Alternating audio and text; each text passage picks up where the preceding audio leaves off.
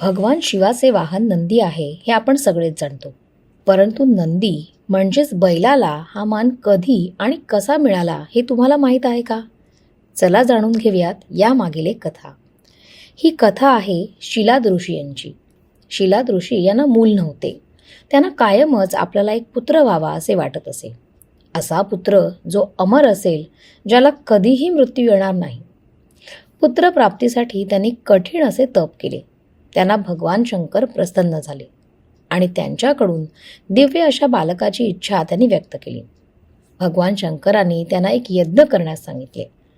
त्या यज्ञातूनच एक तेजस्वी बालक जन्माला आले, ज्याचे नाव नंदी असे ठेवण्यात आले. नंदी हा भगवान शिवाचा खूप मोठा भक्त. त्याने साक्षात कैलास पर्वतावर जाऊन कठीण अशी तपश्चर्या केली. भगवान शंकरांना प्रसन्न केले.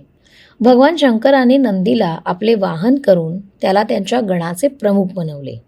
त्यामुळेच नंदी हा भगवान शंकरांच्या गणांचा प्रमुख आहे. आता तुम्ही विचार करत असाल, नंदीच शंकरांनी वाहन म्हणून का स्वीकारले? तर यामागेही कारण आहे. नंदी अर्थात बैल हा धैर्य, सेवा, कर्म आणि निष्ठेचे प्रतीक आहे. भगवान शंकरांच्या मंदिरात प्रवेश करण्यापूर्वीच दारात नंदी असणार नाही असे होणार नाही. नंदीला भगवान शंकरांच्या मंदिरात विशेष स्थान असते. नंदीच्या कानात इच्छा सांगितल्यानंतर त्या भगवान शंकरांपर्यंत पोहोचतात असे देखील म्हणतात.